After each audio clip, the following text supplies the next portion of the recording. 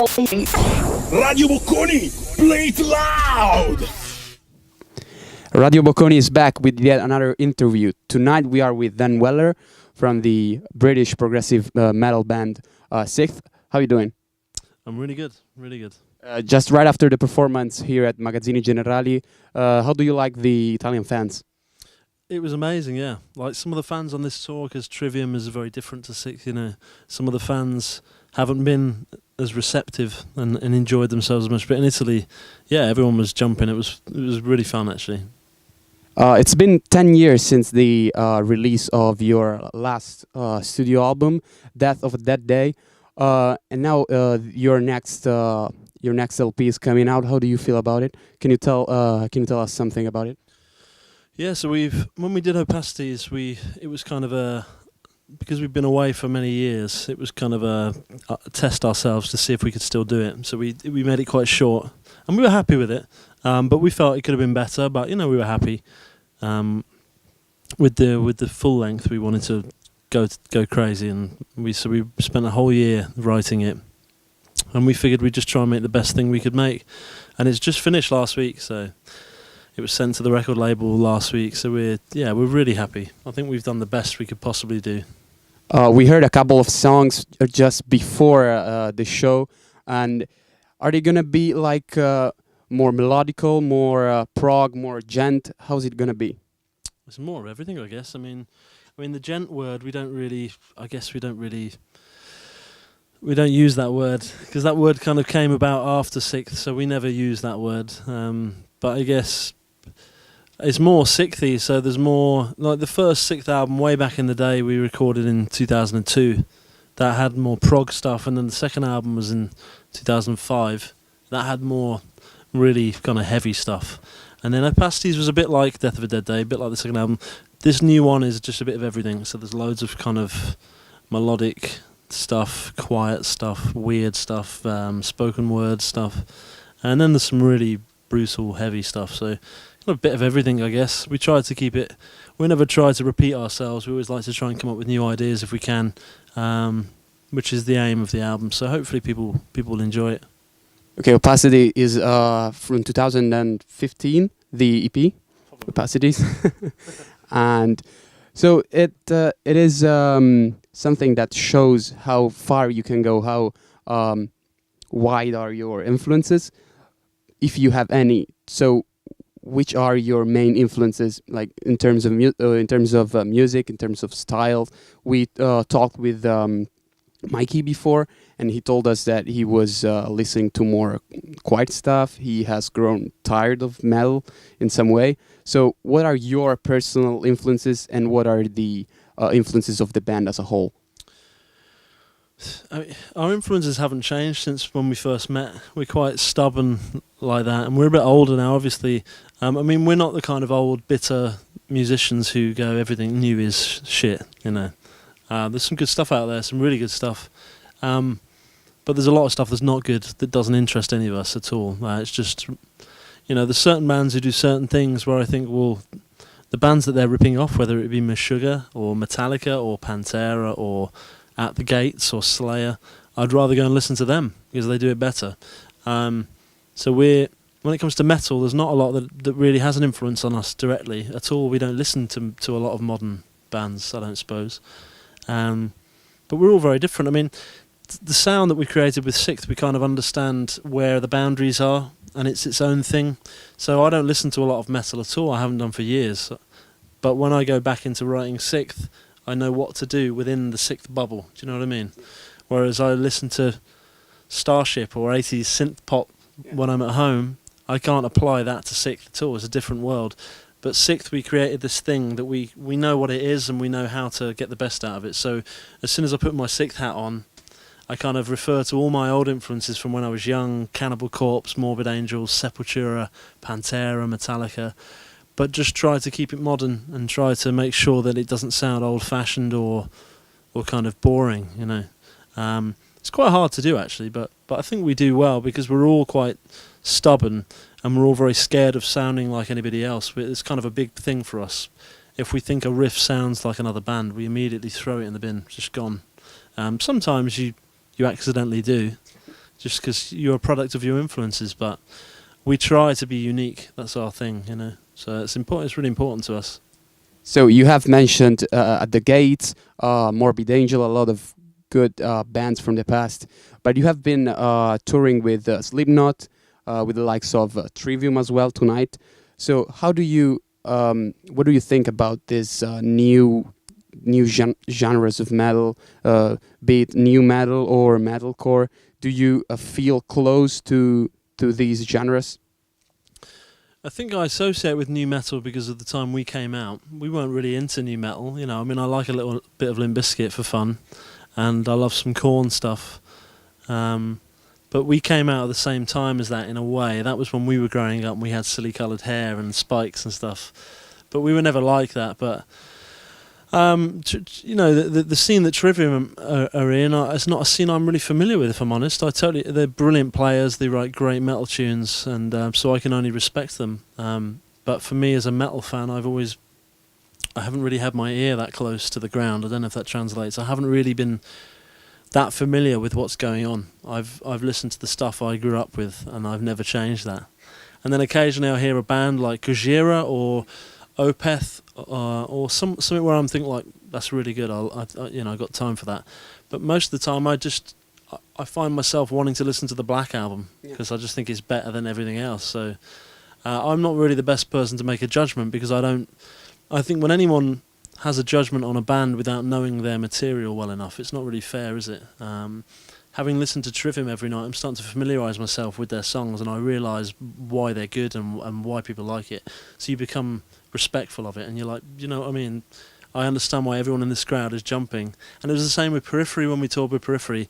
I wasn't that familiar with their music. I knew some of the songs, but seeing it every night and understanding why they do what they do, you have a newfound respect for it, and you hear it for what it is. Slipknot, I already knew it all because I grew up on Slipknot, so that was kind of crazy, you know, because when the first album came out, in fact their first UK show, I managed to get a ticket in 1998. I was there, and it was when the Eyeless had just come out on a Kerrang CD, so it was a great, you know, I've always loved Slipknot, so that was quite an honour to do that. But I mean, Trivium equally, we've been familiar with Trivium since we were young, you know, we've all grown up together, so it's quite an honour to tour with a band like that and to be invited onto it. You know, musically we're totally different, and Matt and the guys would agree with that. It's a different type of metal altogether, but we're all doing it for the right reasons, which is for the love of making heavy metal, which is the only reason to do it. So you talked, and we talked about Gent and how you don't like the, let's say, the name or the whole concept of Gent. Why is so? I don't know really. I mean, I think when you describe anything as a thing, like, and you just give everything one name, you know, it's similar to describing races, you know, like all Italians are like this, all English people are like this and have bad teeth, you know. It's like we're always told the same thing. Really, it's kind of, I like to think of music as everybody should be doing something individual, and as soon as I hear something sort of, you know, I mean, obviously I can use the term new metal because I think it was something we grew up in and people strive to be sounding the same.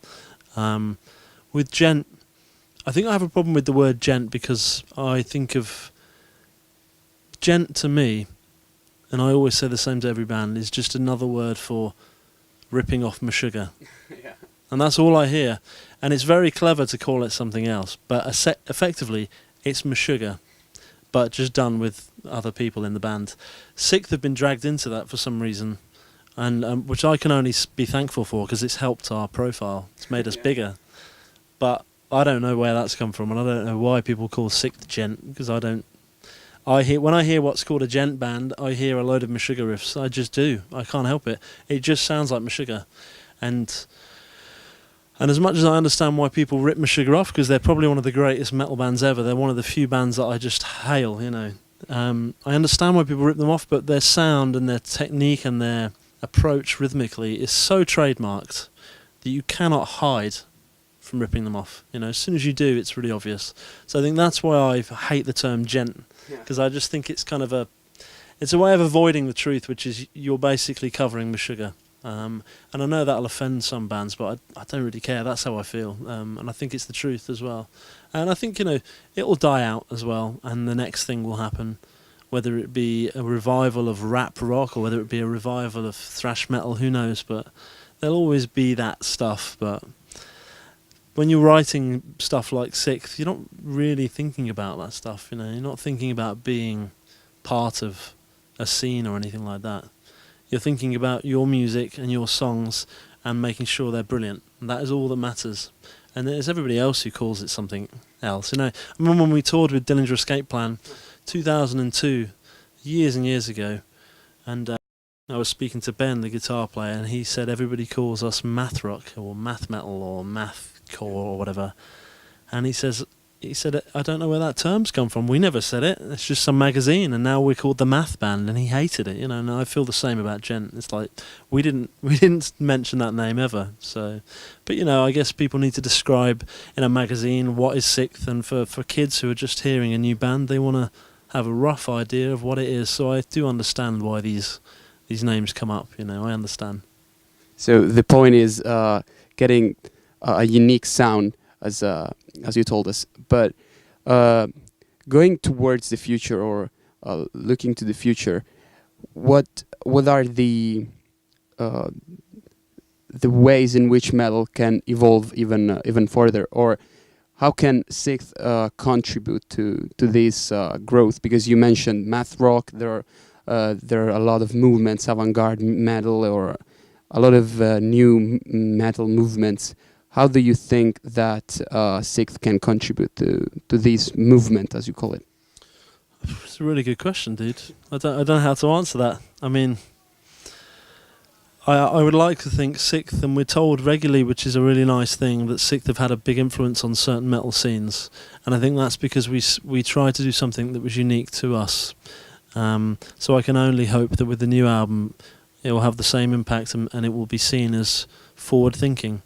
There's only so many things you can do with a guitar, a drum kit and a bass, so, you know, sure, I can see things going further down the Bring Me the Horizon route where people start having synths on everything. It might even come around to having MIDI guitars, and we're all playing MIDI guitars. I don't know. Ultimately, if I could sum it up, when I think about metal, it's very easy to make a crowd bounce like tonight. I could go dun dun dun, the singer could jump and everyone will jump. That doesn't make you good. That doesn't make you good at all. It's very easy to do that. To be able to do it with unique riffs and good riffs, that's where the skill is. And sometimes we make life difficult for ourselves. But I guess the point I'm making is when a band comes out, if kids aren't playing their riffs in guitar shops, then they're not doing their job, you know. I want kids to be singing in guitar shops or on YouTube covering Sixth. And that's what happens, and I love that. And for me, that's the mark of good metal writing, is where a riff or a part or a vocal line becomes iconic and becomes something you want to learn how to play. Just going judging all the time. Sure, it's fun and it's easy, but are those riffs going to be remembered down the line? I don't think so. So for me, metal is about leaving some kind of trademark of your own, however it may sound or however it may combine with the drummer and the bass player, as long as it's something of your own that you haven't stolen, and it came from there and there, then you're doing your job. That's what it should be about. Music should be about leaving your own little small legacy. You probably make no money. No one knows who you are outside of this tiny pond here. But as long as you've done it for the right reasons and you've tried really hard to make it your own, then that for me is the mark of what you should be doing. And as long as bands keep doing that, metal will keep progressing, I think. I hope. Okay, we want to thank Dan Weller for meeting us. Do you want to say hi to our listeners at Radio Bocconi? Radio Bocconi, these guys are amazing, and he asks really good questions, so you should watch more of his videos. And thank you. Grazie mille. Radio Bocconi, play it loud!